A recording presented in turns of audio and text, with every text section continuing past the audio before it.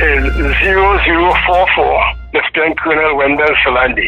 I'm a former member of the West India Regiment. I joined on the 22nd of June 1959. I spent 3 years in Jamaica, had the opportunity to be involved in some combat where the West India Regiment and the Royal Hampshire Regiment had to deal with the disturbance of one Reverend Henry and some men who tried to overthrow the government of Jamaica in 1960. With respect to 1970, could you tell us about what you experienced on that morning in Tetron Barracks? In 1970, I was a staff sergeant. I was the married quarters accommodation sergeant attached to the quartermaster stores. The person responsible for all married quarters and government quarters for soldiers. I normally inspect them and have a team that goes around and check them and things like that. On the morning of the 21st of April, I did a battalion falling where we were addressed by Colonel Christopher, then Major, who was the second in command of the regiment. After he had completed his address, I left, went down to the stores, armory, collect my rifle, and head to the sergeant's mess. 8:45 to be exact. I heard some shots being fired from the area of the bunker and the quartermaster stores. So I tried to get out of the mess to see what was happening. And then shots were being fired at the sergeant's mess. So I crawled back into the sergeant's mess and I went into the washroom where I met Warrant Officer Charles sitting on the base of one of the bathrooms. And I went into the bathroom and stand up. After that, I heard more shots again. I went back to the louvers and looked up to the area and I saw 2 persons standing there in the gabardine. So I knew it had to be some officers. And when I looked properly, I recognized it was Sergeant Major French, the RSM, and Payne, RQMS Payne. And they had both hands up in the air and there were soldiers behind them with weapons. So I recognized this was serious business. And I'm seeing vehicles driving up and down from the bunker to the gas station. So it was kind of melee at that time. So I went back to the mess and I heard a number of soldiers came to the mess. See, they come to the sergeant and the sergeant mess and all this kind. As I said, I was in the washroom, so I couldn't see what was happening outside here. But I'm hearing the noise. Then 2 soldiers came into the bathroom. They told Mr. Charles, get up, come, you come. Then I heard somebody said to him, anyone else in there? He said, no. He said, fire 1, 2 shots and make sure they come out. I stood the ground because where I was standing, I could have seen the mirror and I could have seen all the actions they're doing. So the guy said he saw there wasn't anyone there and he walked out. And the next thing I heard again is the sergeants going to the corridor and being escorted down to the guard room. After I realized they were locked up in the bar and eventually they came out under pressure and they were escorted to the guard room.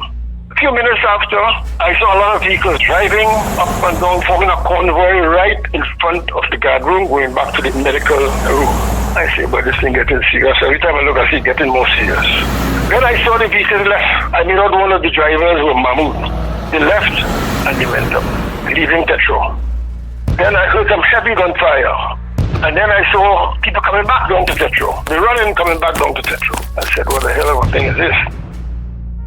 Then I saw a small airplane, and I saw this shooting at the plane. I actually saw that. They were shooting at the plane. Then a lot of them came into the sergeant's mess. There were a lot of civilian workers. I remember one, Mr. Bostic, who used to work at the transport department, came into the mess. And we were discussing, talking what's happening and things like that. In the afternoon, approximately 1700 hours, I heard a battalion falling low. I responded to that falling outside the medical room.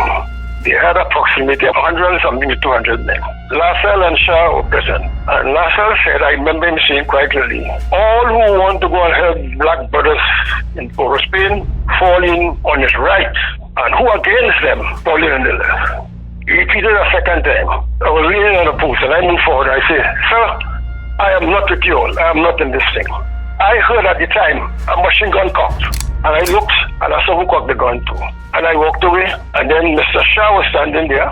And he said, so Rock, you're not with us. I said, no. He said, why? I said, because if we're moving as a regiment, we must have orders, normal ground situation, mission execution. People must be able to go back and brief the troopers. And we don't move in this fashion. I told him so. So I'm not with you. There was one soldier who took the names of everybody who on that side and that. But there was one soldier by the name of John T. He eventually tried to cross on my side and moving through the crowd slowly. And eventually he came across on my side. That's one thing I remember. So that was so far for the 21st. After that, well, I was walking all around the place. I was one man in Tetra Bar, had my beret properly fixed. Not turning wrong side, properly fixed my beret on my head. A number of senior people had the berets turned around. I saw that. The black part of the beret on the outside and the green part on the inside. I had my beret with my star on my head throughout. But that didn't worry me. I joined the army to be a soldier. I signed on the dotted line to die for the right of what I believe in. And that's how I looked at it. So I was able to walk around the camp. I recall the afternoon, I decided to go down to the dining hall to get something to eat. And a soldier said, you can't get no bread in here, you know. So I called a guy named Tom. His name was Thomas. I said, Tom, can I get a bread? I want to sergeants in the mess still who are around. I haven't locked them up as yet. Tom said, listen, soldier, if I tell you to take the bread up for the staff sergeant, you better give the sergeant the bread. And the soldier gave me about 4 bread, and I walked up back to the sergeant's mess. The other sergeant who were Ramnarine, Applewhite, and King, they were in the mess. Staff Sergeant Williams, I remember him too. But most of the other guys were locked up. On the Wednesday morning, I got up and I went to the guard room. I saw soldiers, guardian officers, and sergeants locked up in the guard room. So I went to them and I said, I wanted to speak to Hazel and Bentley. So they said, listen now, go ahead. And I went, I spoke with Bentley and I spoke with Hazel and I went back to the sergeant's mess. But I must mention that it was tension in Tetra. People were scared, some people were okay, but the guys like Norrie, Pakistan, these guys were operating as normal. I think it's on Thursday morning or Wednesday evening, I looked out at the sea and I saw some battleships facing Tetra barracks. I remember that quite well. I saw it. At this time, I told Apple, listen, I get out of here, because when you hear those people start to fire, everybody getting killed in this place, But it seemed as though in the mess, there was a story. So the person went and told Mr. Shaw, and then they come and they say, I hear you want to get away and you want to this and that. And they decided to arrest me tonight. They came and they took me and they took the other sergeants and then they went and they took the guys from the guard room. That's his name, Johnson, and all the sergeants, and they marched just down to the training wing back room. That's the one next to the dining hall. They had blocked it right around with lockers and sealed it off and things like that, and they put us in there. So we spent a few days there. Well, I enjoyed it. Playing cards right through, but they were not harassing us. But if we tried to escape, they're going to shoot us. But nobody is trying to escape. They don't lock up inside here already. Saturday morning, 11 o'clock, we were released. They told me to report to the Combined Services Officers Mess. That's where Brigadier Ferret and all his team, they were staying there. And when I reached here, the first thing Brigadier Ferret told me, say, Salandy, I would like you to go and take over the stores from Major Luke at the time. I went there, I took over all the ammunition and everything, and I was controlling that. I had up with me Stuart and Applewhite. Three of us manned up bring there for a period of time. Until I recall one day, Bowers came there and he said, Salos, give me some ammunition. I said, partner, you can't get ammunition. So here, you have to sign for it. I said, sign here. So he signed, he take about 20 rounds of ammunition. And he went across the Brigadier said and said, you have a good man there.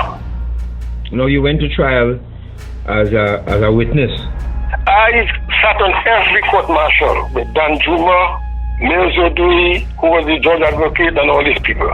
And the day they came to Tetra, because you had to verify where you say certain things. And I recall when I told them when I saw what was taking place, they went down into the drain. And then Danjuma said, oh yes, he's consistent. They were eventually freed of all charges. Yes, there was some charge of condonation or something and they wanted.